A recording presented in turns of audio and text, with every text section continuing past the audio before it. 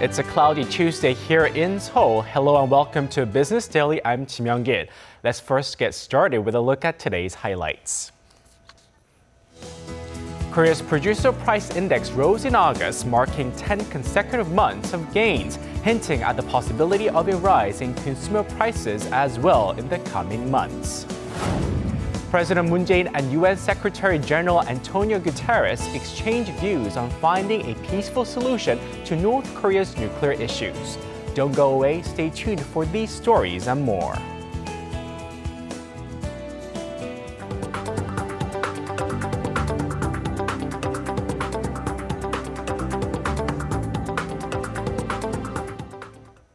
We begin with our top story. Korea's producer prices, a key indicator of future inflation, rose in August, providing hints that consumer prices could also be rising in the coming months. Our Park Ji-won has the details.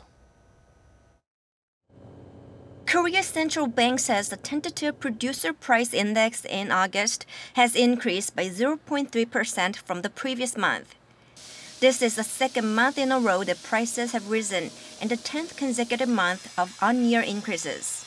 This increase is mainly due to a huge jump in agricultural produce prices. The price of fresh produce surged over 14% from last month as torrential rain and heat waves hit agricultural production. The price of peppers and tomatoes in particular saw an increase of over 100% in just 1 month. The rate of monthly increase of agricultural produce prices is the highest in more than 6 years. Meanwhile, producer prices for fishery products and livestock fell a little from July's figures. The producer price index is seen as a barometer of upcoming consumer price rises as it indicates the wholesale price of goods and services, which are usually reflected in consumer prices 2 to 3 months later. Park Ji-won, Business Daily. Korea is once again the pace setter in export growth among its global peers. According to the data from the World Trade Organization, the country's exports grew 16.3% in the first 7 months of the year. The rise was attributed to brisk sales in semiconductors and petrochemicals, with total outbound shipments tallied at $328 billion between January and July. China, the world's top exporter, saw an 8.3% growth, followed by the U.S. at 6.6% and Germany at 4.3%. However, global trade conditions are expected to worsen in the second half of the year, with the U.S. Federal Reserve widely expected to further tighten monetary policy.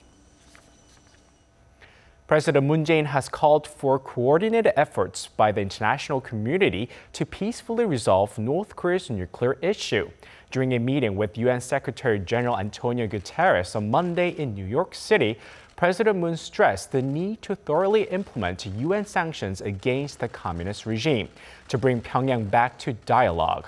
Guterres acknowledged the need for the international community to take stern measures and said he will find ways to resolve North Korea's nuclear issue through diplomatic means rather than military options. President Moon also trumpeted the upcoming Winter Olympic Games in South Korea during an evening event for Korean Americans living in New York and the New Jersey area. Geopolitical concerns over North Korea's recent provocations are casting a cloud over South Korea's economy and creating unease among foreign investors. To tell us more on how we can address these issues, Professor Yang Jun-seok from the Catholic University of Korea joins us in the studio today. Good to see you again, Professor. Happy to be here. First of all, President Moon Jae-in is in New York City to attend the UN General Assembly.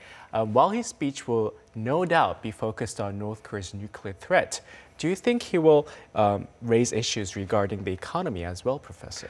Well, I think it's almost obligatory that there's some economic issues there. What I don't think is that he'll bring up some controversial issues. I think he'll bring up the things that everybody will agree on: the need for stronger economic cooperation, the need for a new drive at the WTO or the FTA range to increase trade among everybody, non-discriminatory trade with everybody, and the need for reduction in, say, income disparity, which is becoming a serious global problem for each country.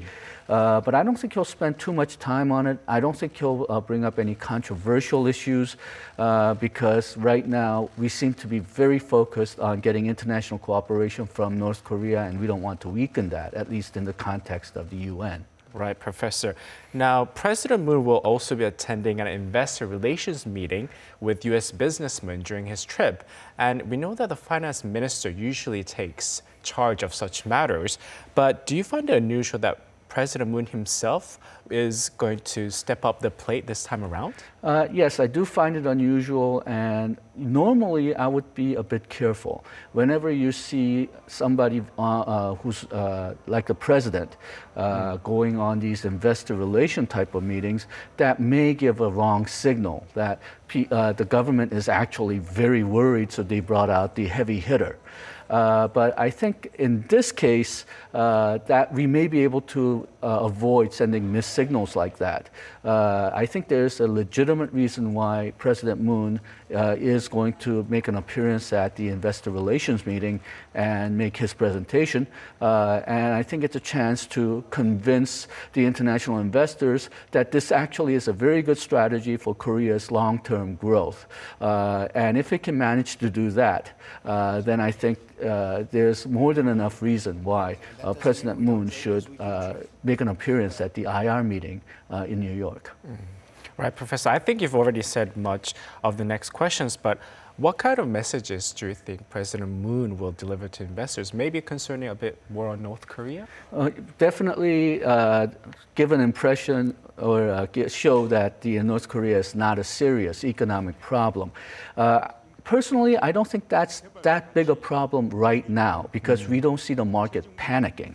I think more important is what I mentioned earlier. What is President Moon's new direction in economic policy?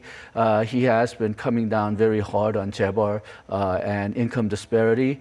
Does he think that this will lead to a long-term growth, reinvigoration of the Korean economy? What's his logic in stating that and showing that he is very confident in the future of Korean economy? So I think what he needs to concentrate on is logic and confidence. Right, and President Moon will also be holding talks with U.S. President Donald Trump and Japanese Prime Minister Shinzo Abe. Again, I think North Korean issues will be the focus, but is there room for discussions on matters maybe related to the economy, Professor? Okay, well, in a way, I hope there isn't, because I think North Korea is much too serious an issue, and it does involve a lot of technical details that I think the presidents and the prime ministers have to agree on. Having said that, though, I cannot help but wonder whether economic issues, at least for now, should benefit from a benign neglect, not discounting the North Korean factor for the moment. We have not been at a good diplomatic relationship with the United States and Japan in the last few months. With Japan, we have problems about the comfort women. With Donald Trump, we have problems about Chorus FTA. So if they do decide to go into these economic issues, that may create more conflict than cooperation. Everybody agrees that there has to be a cooperation on North Korean issues. Well, President Trump announced he'll be visiting East Asia in November, including South Korea, while Japan is trying to organize a trilateral summit between Seoul, Beijing, and Tokyo. But with so many thorny issues between them, such as the Korea-US FTA and China's retaliations, how will each countries engage in negotiations, and what kind of outcome can we expect, Professor? Okay, again, I think we may be able to use some more benign neglect on economic issues for now. With the United States, we had a lot of problems with the Chorus FTA, and I think, at least according to some U.S. reports, this is because of President Trump. When President Trump threatened to withdraw from Chorus FTA, apparently there was a conflict within the White House. House. A lot of his advisors wanted to withdraw from Korea's FTA. A lot of his advisors did not. And the side which did not ask for a lot of help from Congress and U.S. businesses. As a result, there was a strong support from Congress, bipartisan, which is always good, and support from U.S. businesses, which convinced President Trump that now is not the time to withdraw. But according to the same reports, it seems that President Trump really does not like Korea's FTA personally. China, we have that retaliation, but the problem is it has a very little downside for China. According to Hyundai Economic Research Institute, that retaliation cost China only about 1.1 trillion won, not dollars, won. And for Korea, it cost about 8.4 trillion won. That's about 0.5% of the GDP. So in a sense, China can continue this retaliation forever, maybe even expand it a little bit, but they've chosen industries very strategically so that it causes a lot of news in Korea and it doesn't really do any harm to themselves. They've been they have not expanded the retaliation into intermediate goods, which would actually hurt their own production and exports. And because they haven't spread the retaliation to intermediate goods, trade between Korea and China has actually went up. Well, certainly a lot of busy schedule ahead of us with so many intricate issues to discuss. Well, thank you for your insight today, Professor. Thank you.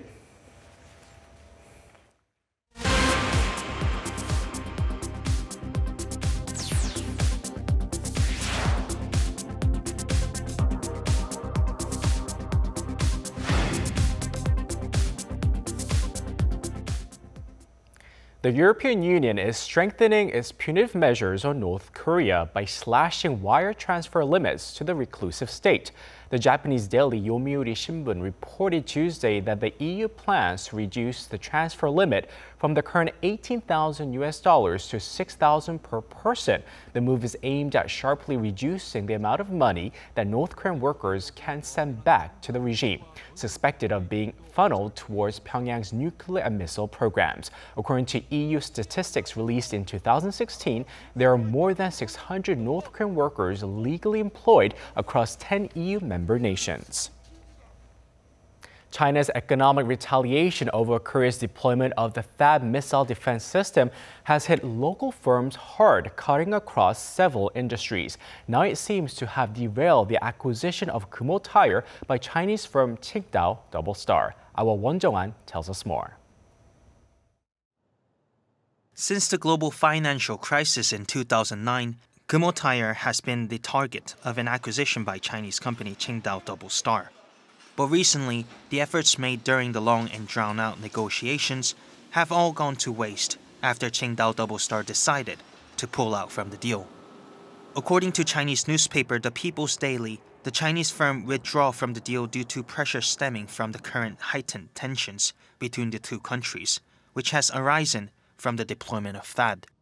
Chinese economic experts have also stated that the failed acquisition of Kumho Tire was due to diplomatic matters rather than the economic ones. They have pointed out that the acquisition of Korean companies in China is known to be favorable since it is concentrated in the manufacturing sector. But takeovers of Korean companies have become very difficult for Chinese firms with the THAAD situation. Investment in China by South Korean companies has also declined over 40% in the first 7 months of this year, amid the prolonged diplomatic dispute. Korea's direct investment in China totaled $1.75 billion in the January-July period, down from $3.11 billion invested over the same period last year. A sharp drop when compared to the moderate 1.2% and 3.7% falls in investment by the European Union and Japan, respectively. Despite repeated assurances from Seoul and Washington that the THAAD system is designed only to defend against North Korea, China has long voiced opposition to the deployment of THAAD in South Korea. But if China's economic retaliation over THAAD continues, companies from both nations will feel the damage. Won Jong-an, Business Daily. Hyundai Motor has fallen on relatively hard times this year due to sagging sales at home and abroad. Looking to turn its fortunes around and challenge European heavyweights like BMW, Korea's largest automaker has unveiled the latest model of its luxury sedan. Yoo Jun-hee reports. Last week, Hyundai Motor officially unveiled its new Genesis G70 sports sedan, aiming to go head-to-head with its more established German rivals, BMW and Mercedes-Benz. The G70 is a compact luxury vehicle and a smaller cousin of the Genesis brand's G80 and G90 luxury cars that have already been released. Hyundai's newest creation is an ambitious new challenger in a market already dominated by the BMW 3 Series and the Mercedes-Benz C-Class. The Korean automaker is confident the G70 has what it takes to compete in a market seemingly cornered by its well-entrenched German competitors. The 3.3-liter turbo model can go from 0 to 100 kilometers an hour in 4.7 seconds, far outpacing the BMW 3 or Mercedes-Benz C-Class. Hyundai Motor is hoping to revive lackluster sales in the domestic market with the release of the G70 in Korea this month, before expanding to markets abroad early next year. It's a make-or-break moment for the automaker, which is facing several headwinds, such as China's retaliation over South Korea's THAAD deployment and the Trump administration's protectionist trade policies. Hyundai Motor sales in China plummeted by nearly half in July compared to last year, while its factories in the country were forced to shut down temporarily due to supply issues. Competition in the market is heating up, with foreign automakers also releasing the best and latest models of their own in the Korean market, adding to the pressure being felt by Hyundai. With domestic consumption still appearing fragile, rival car makers are looking to target customers with thicker wallets, setting the stage for a showdown in the luxury vehicle market. Yoo Jun-hee, Business Daily. The government will instruct public institutions based outside of the capital area to hire locally and reduce its reliance on candidates from Seoul. At a cabinet meeting earlier today, a plan was submitted to require public institutions outside of Seoul to hire at least 30% of their staff from their respective regions. A similar recommendation was put forth back in 2013. But following lukewarm results, particularly in Ulsan and North Chungcheong province, where the ratio was below 10%, the government is now making the target mandatory. It hopes to achieve its 30% goal by 2022, looking to increase local hires by 3% annually over the next 5 years. The government will review its duty-free licensing plan and announce a revised version by the end of the month. That's according to Finance Minister Kim Dong-yeon, who met with duty-free operators at Incheon International Airport earlier today. He said the government is looking to speed up the process given Lotte Duty-Free's operating license at COEX is due to expire in December. Minister Kim said the revision is in response to the public's call for a more transparent and fair licensing process. Regarding grievances over rising licensing fees, Kim said while he cannot suspend the markup, an arrangement can be made to delay the payment or break it up into installments. There is a growing gap between workers at larger corporations and SMEs in the number of off days they get during holiday periods. Our Lee Ju-young tells us more on how the disparity could shape up in the coming Chuseok holidays. Less than 2 weeks remain until the much-awaited 10-day-long Chuseok holiday. While some are making preparations to fully enjoy the time off, this unprecedented holiday period isn't necessarily stirring news for others. I get to take all 10 days off after October 2nd was designated a temporary holiday. I'm looking forward to spending that time with my family. I think I'll get a day or two off at best. I have a lot of work that'll keep me here most of the time. According to a survey by the Korea Employers Federation on 408 companies, the average number of off days that employees can take during this year's Chuseok came to 8.5 days. But while businesses with more than 300 employees will be allowed to take nearly all 10 days off, those with less than 300 can take fewer number of days off. The disparity was evident in terms of additional pay as well. Large companies will give holiday bonuses of roughly $1,323 to their employees, more than the average of nearly $930. But the bonus to be paid to relatively smaller companies was almost $500 less at around $847. Many Korean companies tend to give cash bonuses or gifts to their employees on Chuseok, one of the two biggest traditional holidays in the country. The gap is also greater than last year, with the rate of increase faster at larger firms. Lee Ju-young, Business Daily. The Bank of Korea is releasing commemorative banknotes for the first time instead of coins, like they have done in the past. The 2001 bill celebrates the upcoming Pyeongchang Winter Olympic Games, and demand is soaring, with some distribution points having already sold out. A total of 2.3 million bills are set to be released on November 17th. Reservations can be made until September 29th at 11 distribution points across the country. Even today, in most parts of the world, women are largely responsible for looking after domestic household affairs like childcare. To help ease the burden, especially for working women, many quality childcare centers are now popping up all across the country. Our Ian Shin tells us more.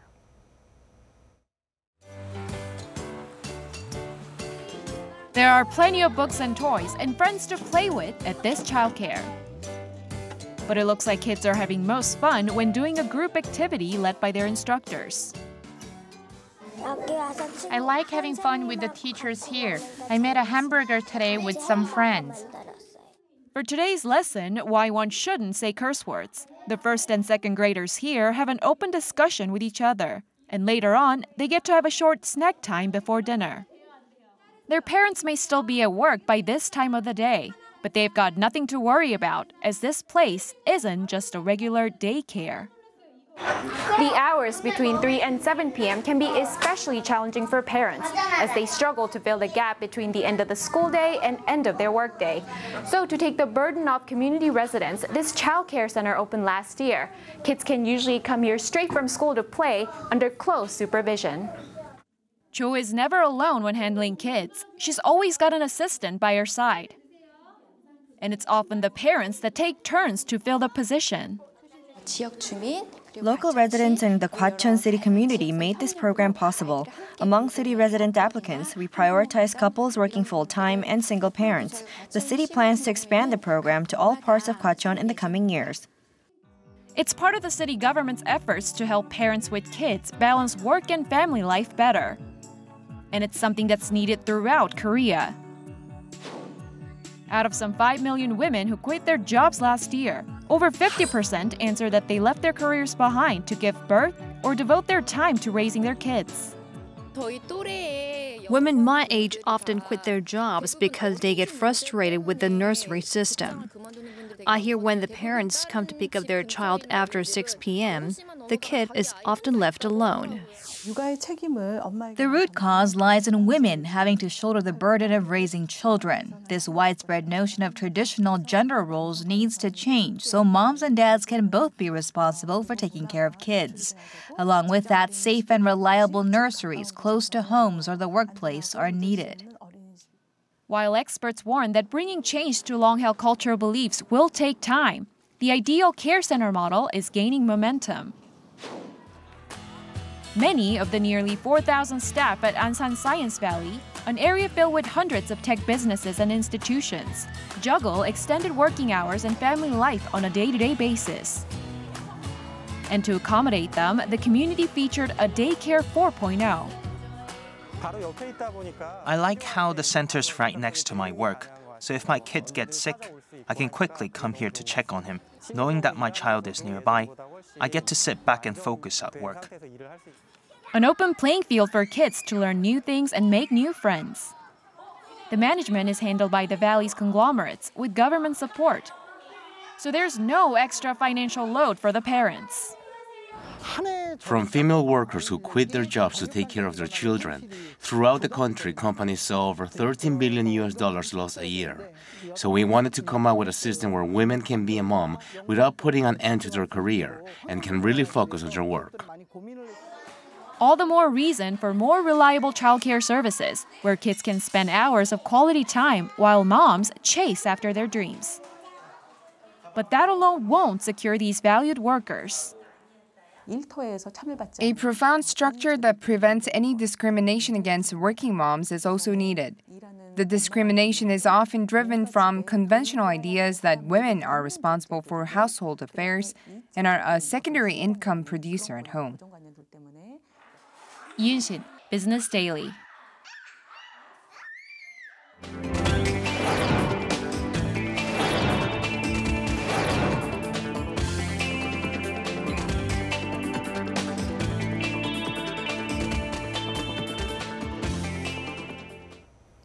And that brings us to the end, but we'll be back tomorrow with more of the day's top business stories, so don't forget to tune in then. Thanks for watching and see you soon.